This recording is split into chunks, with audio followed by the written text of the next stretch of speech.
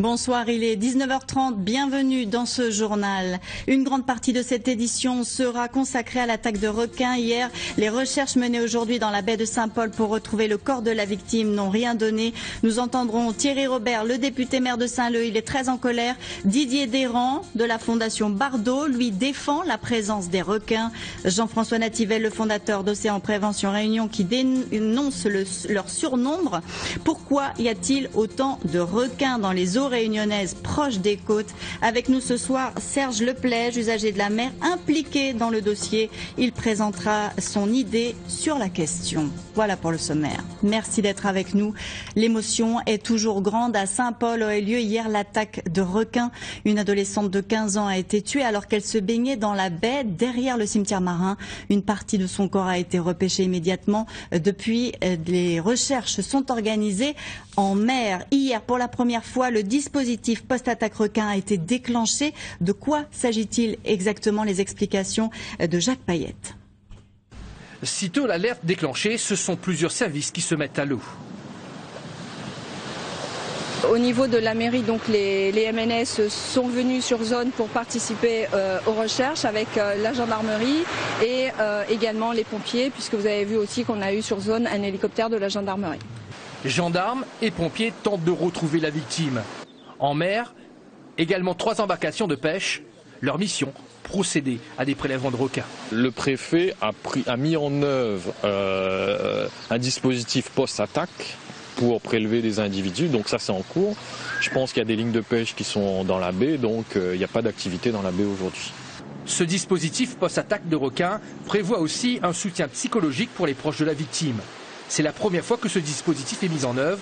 Jusqu'à présent, la stratégie du risque requin tournait autour de recommandations, de consignes de prudence et de surveillance dans les zones de baignade et d'activité nautique. Alors, comment savoir où l'on peut se baigner sans danger sur nos côtes? Certaines plages désertes semblent paradisiaques.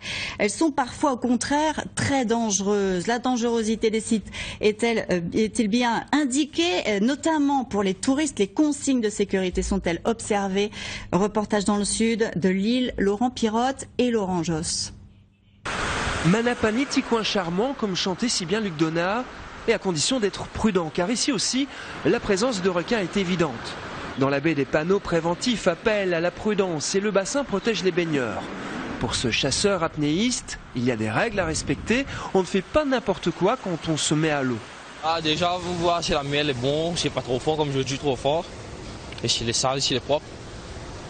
Ça surtout, parce que les requins battent plutôt dans la mer sale. Eux n'iront pas à l'eau aujourd'hui. Pour ces chasseurs venus de Saint-Pierre, les conditions ne sont pas bonnes, même si la présence de squales n'effraie plus.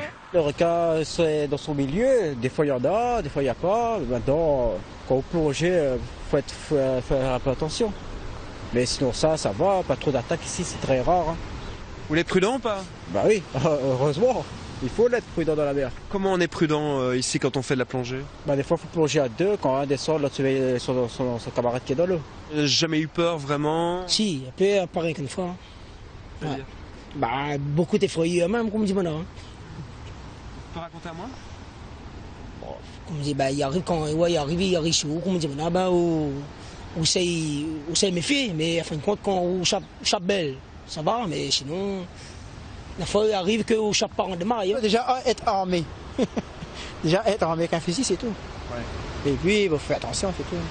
Le requin, c'est comme les chiens sur la terre. Hein. Il n'attaque pas si on ne ravage pas. Plus loin, sur la plage de Grand-Anse, pas de poste de secours, mais ici encore, des panneaux informent sur la présence de squales, au risque d'effrayer ces touristes venus de Normandie. Est-ce que vous iriez vous baigner dans l'eau, là, dans la mer? Non, pas du tout. Vu le panneau, présence de requins.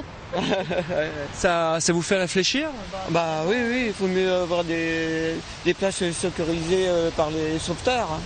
On vient d'arriver, donc on ne connaît pas trop, mais on nous a parlé d'une barrière de corail pour pas que les requins... voilà. Ouais, c'est là qu'on peut se baigner. Hein. Ouais. On voit les poissons dans l'eau, c'est super bien. Hein. À Manapani comme à Grand-Anse, pas de poste de secours ni de drapeau, mais seule la présence de ces avertissements fait réfléchir. L'émotion est toujours grande à Saint-Paul, je vous le disais, où a eu lieu l'attaque de requins hier. Une partie du corps de la victime a été repêchée immédiatement après le drame. Depuis, des recherches sont organisées en mer. Henri Claudelma et Jacques Payette. Inlassablement, les embarcations effectuent des allers-retours dans la zone du drame. Il y a celle de la brigade nautique, de la gendarmerie maritime, les zodiacs des pompiers et des maîtres nageurs. Par rapport à hier, le dispositif a été renforcé par une patrouille pédestre. Donc on a plusieurs militaires qui ont parcouru la plage depuis le Cap Laousset jusqu'au débarcadère de Saint-Paul avec des observations de la baie de Saint-Paul. On a également un survol aérien qui a été fait par la section aérienne de la gendarmerie. L'eau trouble a compliqué les observations et les recherches n'ont pas donné de résultats. Plus loin, dans un rayon d'environ 2 km autour du lieu de l'attaque, des pêcheurs professionnels tentent jour et nuit de capturer des requins. En fin de compte, on a 4 bateaux. Ces 4 bateaux étaient en fin de compte dans le système de la Ciguatera, le projet Ciguatera, et on a continué avec le même bateau pour pouvoir travailler dans le même état d'esprit. Depuis hier après-midi, seul un petit requin a été pêché. À 8 heures comme ça, on a eu une touche, il faut dire, une touche forte, parce qu'il était vraiment accroché à l'hameçon, mais après c'est décroché. Il y en a bon peu de requins dans la baie, comment il n'y a pas de trapazote? Mais le problème, le phénomène, parce que c'est comme les thons sur le DCP, des fois il y en a beaucoup, mais ça ne mord pas, et c'est inexpliqué. L'autorisation de prélèvement se terminera demain, au terme de 72 heures de pêche. Aujourd'hui encore, des anonymes sont venus rendre hommage à la victime. Comme il connaissait quelqu'un, était le président des clubs La Voile, il avait fait information avec. Si c'est son enfant, il vient sur n'importe lequel, il m'a présenté mes condoléances, ça sent qu'il connaît le bonhomme, moi. Des visites mélangent de compassion et de curiosité. Avant d'aller travailler, je passe pour voir ce qu'il en est sur les lieux, quoi. Avec mes filles, faire prendre conscience aussi du danger de la mer par rapport aux requins et que voilà, les baignades, il faut faire très attention, quoi. Demain, les recherches reprendront au lever du jour. L'onde de choc médiatique suite à ce drame risque de faire des vagues dans le secteur du tourisme. La dernière attaque avait eu des conséquences immédiates, moins 60% de réservations sur l'île. Les activités nautiques sont en berne. Annabelle Boyer et Jacques Payette. La nouvelle attaque mortelle de requins pourrait bien faire plonger l'activité touristique. Les premières victimes collatérales, les clubs nautiques. Surf, voile, plongée, déjà bien impactés par la crise, pourraient cette fois toucher le fond. Au club de voile de Saint-Paul, la réaction des parents ne s'est pas fait attendre, car quand le pire est arrivé, plusieurs enfants étaient en stage sur l'eau. Ah non, j'arrête. Pourquoi? Parce que j'ai peur. Et puis bon, c'est vrai que depuis le départ, on avait l'appréhension des requins, mais on se dit à la baie, il n'y a jamais vraiment eu d'attaque. Mais là, aujourd'hui, non. Autre cible touchée, les hôtels. Leur fréquentation a chuté de 11% l'an dernier et le début de l'année n'a pas connu d'embellie, moins 12% d'occupation sur l'ensemble du parc hôtelier. Et bien évidemment, une annonce aussi triste que celle qui a été faite hier influe la décision des touristes. La clientèle métropole, elle, a déjà fait le choix de la destination, donc elle a choisi de venir et je ne pense pas qu'on aura des désistements, des annulations de ces séjours sur le département. Par contre, on peut être inquiet sur le début de la haute saison en septembre. Alors que 80% de la clientèle provient de métropole, le syndicat national des tours opérateurs annonçait déjà pour 2013 un recul de 42% sur la destination Réunion. Alors quel impact aura ce nouveau drame sur le tourisme? Il est encore trop tôt pour le dire. Dans les agences de voyage, ce n'est pas encore la panique. Celle-ci, par exemple, mise sur l'information et la prévention. On n'a pas eu du tout d'annulation ni de réflexion de nos TO en métropole. En amont, on prévient toujours les clients. On dit que s'ils veulent se baigner, il y a les lagons, et là, ça risque rien. Donc à partir de là, ils sont responsables et ils vont là où ils doivent se baigner. Beaucoup de communication. Oui. Communiquer, c'est ce que tente aussi de faire l'IRT. Mais pour riposter davantage, elle attend les résultats d'une étude en cours pour mesurer l'impact des attaques de requins sur le tourisme local. En attendant, une veille des réseaux sociaux est en place. Ne pas laisser n'importe quoi non plus être dit sur la Réunion. On voit sur des réseaux sociaux fleurir tout et n'importe quoi. Donc il faut qu'on soit, nous, en capacité de contrer. Et donc ça, ce sont des choses que l'on ne laissera pas faire et donc sur lesquelles on se bat depuis hier. Histoire que la carte postale de la Réunion ne se froisse pas davantage et que les touristes ne fuient pas l'île Intense, aujourd'hui vendue comme une destination de randonnée. Pour Océan Prévention Réunion, un tel accident devait arriver. Pas de doute pour Jean-François Nativel qui avait tiré la sonnette d'alarme. Il avait d'ailleurs évoqué cette possibilité lors du séminaire sur les requins organisé à Monaco. Pour lui, la prolifération des squales autour de l'île est bien réelle. Michel Ozou. Sur cette photo, les petits d'un bulldog et sur cette autre, ceux d'un requin-tigre. Une femelle de cette espèce très fertile a été pêchée dans nos eaux en 2012. Les bulldogs portent jusqu'à 13 petits par portée et donc et avec une durée de gestation de 10 à 12 mois et les tigres jusqu'à 82 petits. Il y a une femelle qui a été capturée dans le cadre du programme Ciguatera avec 40 bébés à l'intérieur. Ces photos ont été vues par les autorités locales et surtout montrées au Grand Congrès de Monaco où était présent Éric Dargent, première victime des attaques en 2011 à gauche, et le fondateur d'OPR, invité à faire le point sur la situation réunionnaise. Nous on défend la thèse de la prolifération et ces éléments-là, les institutions et les politiques en ont connaissance, mais malheureusement, voilà, ce n'est apparemment pas des éléments suffisants, des éléments scientifiques pour prouver qu'on serait face à une situation totalement anormale. Et à Monaco, il a fallu faire face aux plus grosses ONG de la planète, ardentes protectrices des requins et qui pèsent lourd. Elles ont pourtant été attentives au cas de la Réunion.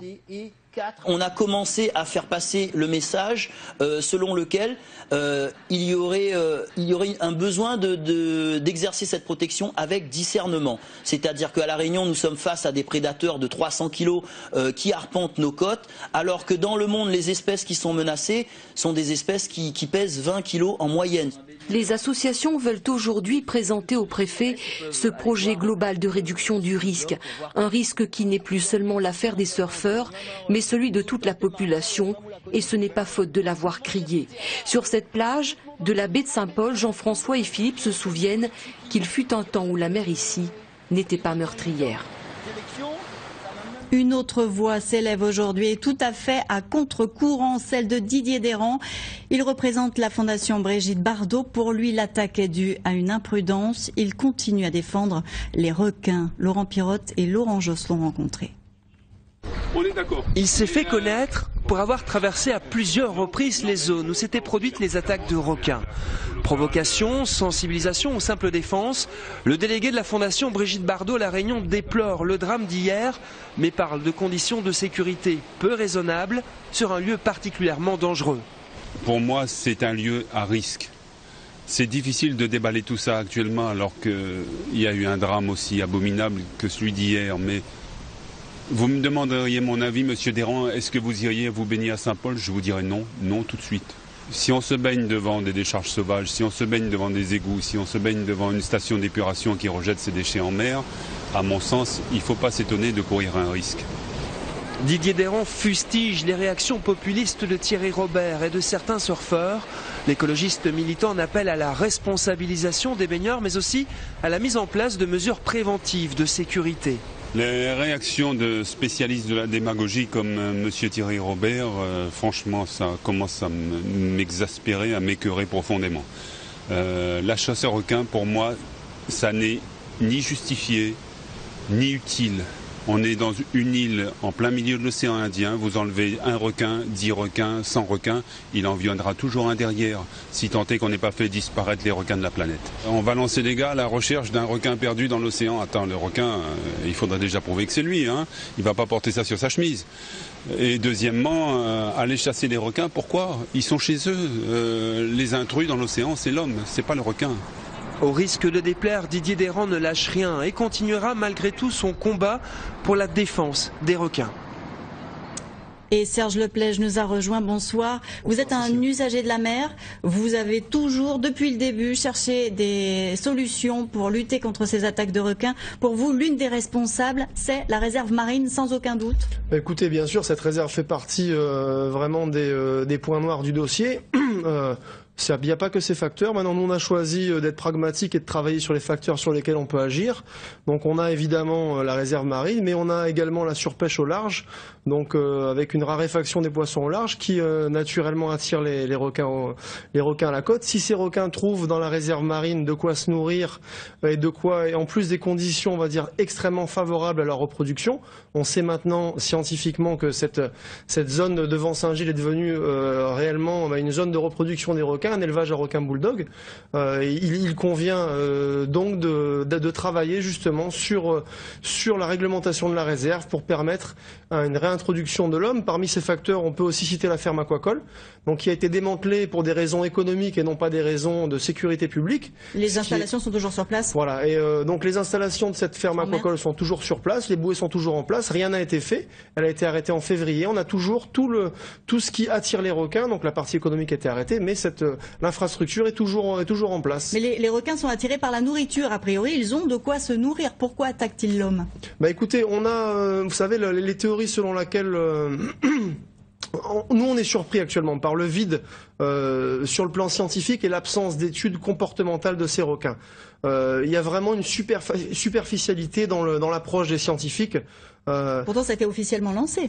Tout à fait, mais si vous voulez, dans un contexte où l'écosystème est perturbé par l'homme, il y a des rejets d'eau usée, il y a eu la mise en place de cette réserve marine. La politique du non-interventionnisme n'a en fait pas de sens.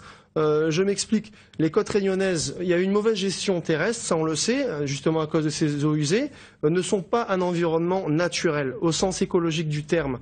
Et si vous voulez, dans un milieu où certaines espèces ont tendance à devenir proliférantes, l'augmentation de la densité de requins, naturellement, va provoquer un stress, une compétition entre individus, et peut expliquer en partie, c'est une explication scientifique que je vous donne là, ça m'a été communiqué par un scientifique, et cette surpopulation de requins, naturellement, crée un stress chez les requins et peut expliquer en partie ces attaques. Alors, quand on essaie de les pêcher, le requin, pour réguler, puisque ce serait a priori une solution, d'après vous, on ne les trouve pas, on a du mal à les pêcher. Où on les pêche? Est-ce qu'on nous ment? Est-ce qu'on ment sur les chiffres et on pêche vraiment des requins? Ou est-ce qu'on n'en pêche pas? Ils sont difficiles à trouver. Il faut savoir qu'à La Réunion, officiellement, la crise a commencé il y a maintenant 2 ans et demi, on a officiellement pêché 11 requins. Il y a quelques requins qui sont pêchés, qui ont été pêchés par les pêcheurs, on va pas le cacher, mais c'est vraiment très très peu de requins. Donc on a actuellement aucune mesure qui a été prise, vraiment réellement, pour sécuriser les plages. Moi je pose la question, pourquoi est-ce qu'on a d'abord cherché à étudier le requin plutôt qu'à protéger l'homme?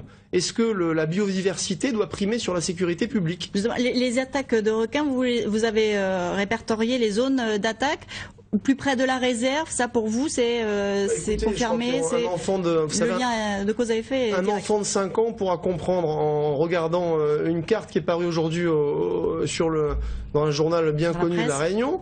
Vous avez depuis, en fait c'est pas compliqué, depuis la mise en place de la réserve marine et depuis 2011, toutes les attaques, les 12 attaques se sont concentrées exclusivement dans le périmètre de cette réserve marine, dans son périmètre ou à sa périphérie proche. Voilà.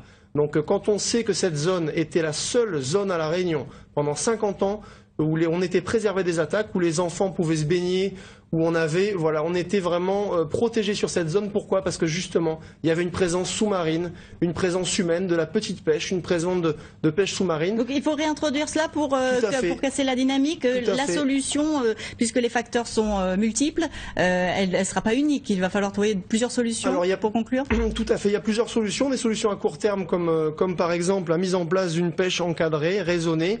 Et, des requins, donc pour impacter cette population, on sait maintenant que c'est plusieurs centaines d'individus. Quand on sait que depuis 2009, on a arrêté la pêche au tigre et la pêche au bulldog par l'arrêté Ciguatera. Ces requins sont reproduits, on ne les pêche plus. Donc il faut réguler cette population. Ça, c'est une intervention humaine. Cet arrêté Ciguatera qui n'était basé sur aucune certitude, ça a été pris par des scientifiques. Donc là, il faut pêcher clairement pour réguler, c'est la solution. C'est une évidence, je veux dire on réussira à pêcher cette fois ces squales qu'on ne trouvait pas. Ah bah écoutez, quand on sait que depuis 2 ans les requins on les pêche et puis on les caresse, on leur fait un bisou, on les relâche, on leur donne un numéro.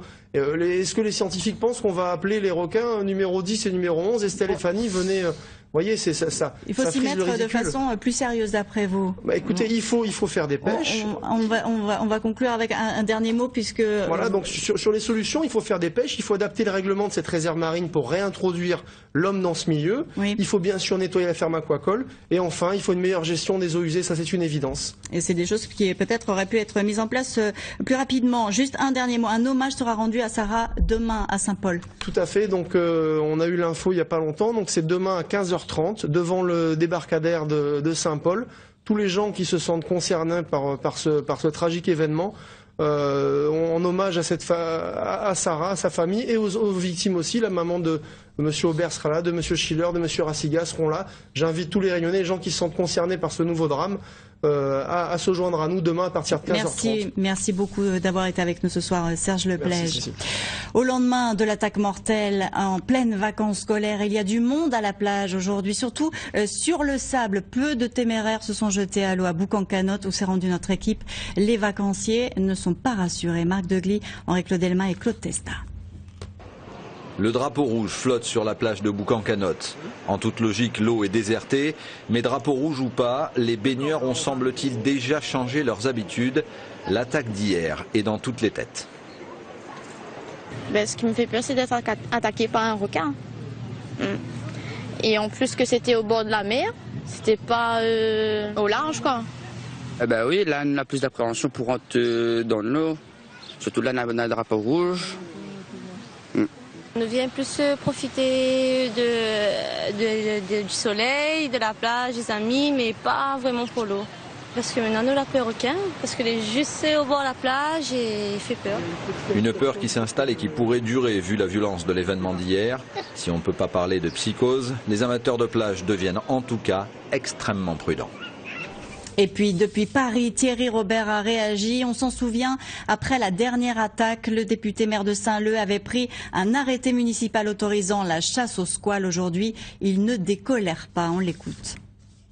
Il faut que chacun, une bonne fois pour toutes, assume ses responsabilités. Et entre autres, le préfet de la Réunion, il faut arrêter de faire uniquement des réunions de crise à chaque fois qu'il y a un tué. Il faut passer des paroles aux actes, tout simplement. J'ai sorti un arrêté qui autorisait la pêche au requin avec un dédommagement pour ceux qui allaient prélever le requin. Cet arrêté a été attaqué, donc nous avons perdu au tribunal administratif à La Réunion. Nous avons décidé de faire un recours avec un avocat basé en métropole d'ailleurs, Maître Spinozzi, que je vais rencontrer, pour tout vous dire, dans les heures qui arrivent, parce que nous comptons bien mener d'autres actions d'un point de vue juridique, puisque je crois qu'aujourd'hui, tant qu'on parle, ça ne bouge pas. Je pense que quand on va brandir une possibilité quelconque de plainte, je crois que là, chacun va prendre conscience qu'aujourd'hui, la vie d'un certain nombre de personnes dépend d'eux et donc ils auront des responsabilités à assumer.